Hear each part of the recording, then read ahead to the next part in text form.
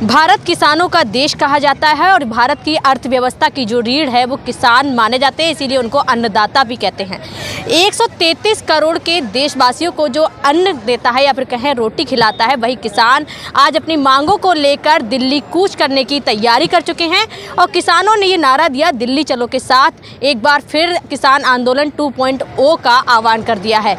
आपको बता दें, इस समय हम गाजीपुर बॉर्डर पर मौजूद हैं, जहां पर किसानों को रोकने के लिए सुरक्षा व्यवस्था के पुख्ता इंतजाम कर लिए गए हैं। किसान जितने भी दिल्ली बॉर्डर हैं, वहां से अलग अलग बॉर्डर से दिल्ली कूच करने की तैयारी में थे, जहां पर अलग अलग बॉर्डर पर पुलिस फोर्स को तैनात किया गया है। वहीं सुरक्षा के भी इंतजाम किए गए हैं। आपको तस्वीरों के माध्यम से दिखा दें किस तरह से यहाँ पर ये दीवार बनाई गई है, जिसके ऊपर आप देख सकते हैं तो ये कांटे वाला जो तार कहते हैं उसको लगाया गया है। उसके आगे अगर आप देखेंगे तो बैरिकेटिंग लगाई गई है। वहीं पर अगर आप देखें किस तरह से सुरक्षा के इंतजाम किए गए हैं, फोर्सेस को तैनात किया गया है, क्योंकि किसान अपनी मांगों को लेकर एक बार फिर सरकार को घेरने की तैयारी कर रहे हैं। वहीं बात करें तो लोकसभा के चुनाव जो हैं वो नज़दीक हैं। इसको देखते हुए सरकार भी किसी तरह का जोखिम उठाना नहीं चाहती है और किसानों का कहना है कि उनकी जो पुरानी मांगे थी उसको सरकार लीगल तरह से मान लिया जाए, एमएसपी पर उनको लीगल गारंटी दी जाए। वहीं अगर बात करें लखीमपुर खीरी हिंसा में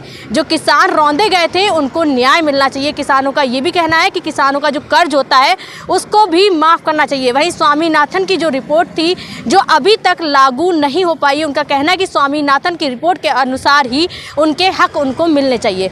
किसान ये भी कह रहे हैं कि उनका जो कर्ज हो जाता है, जिसकी वजह से उनको काफ़ी नुकसान उठाना पड़ता है। मंडी में जो मिनिमम प्राइस होता है उस पर उनकी फसलें नहीं बिक पाती हैं और इस वजह से उनको नुकसान होता है। किसान ये भी कह रहे हैं कि हमारे यहाँ इतने कोल्ड स्टोरेज भी नहीं है जहाँ पर वो अपनी फसल को कंजर्व करके रख सके, जिससे कि बाद में बेचा जा सके। आपने कई बार मंडियों में देखा होगा किस तरह से टमाटर या फिर कई सब्जियां जो फेंकी जाती हैं, किसान अपना गुस्सा निकालते हैं। किसानों का कहना है कि सरकार उन पर ये गारंटी दे कि जिस उनकी जो लागत होती है वो उनको पैसा जो है वो दिया जाएगा सरकार की तरफ से। और किसान इसी बात पर अपनी मांगों को लेकर बैठे हैं। किसान इस बार घर से तैयारी कर आए हैं और 6 महीने के लिए बैठने की बात कह रहे हैं। वहीं आपको बता दें तो सिंघू बॉर्डर पर किसानों पहुंच चुके, जो हरियाणा के किसान हैं वो पहुंचे। उनको रोकने के लिए अलग अलग हथकंडे पुलिस की तरफ से अपनाए जा रहे हैं, जहां पर अभी आंसू गैस के गोले भी छोड़े गए हैं, जिससे कि किसान जो है इतर बितर हो जाए, किसान वहां से चले जाए। लेकिन किसान भी पक्का इरादा कर बैठे हैं कि इस बार लोकसभा से पहले वो अपनी मांगों को मनवा कर रहेंगे। वहीं सरकार से कल उनकी मीटिंग हुई, लेकिन उसके बाद भी कोई समझौता नहीं हो पाया है। सरकार अब भी कह रही है कि वो बातचीत करने के लिए तैयार है, लेकिन किसानों का भी कहना है कि जब तक उनके लीगल तरीके से कानूनी अगर उनको डॉक्यूमेंट्स नहीं मिलते हैं जो समझौते के बाद, तब तक वो नहीं हटेंगे।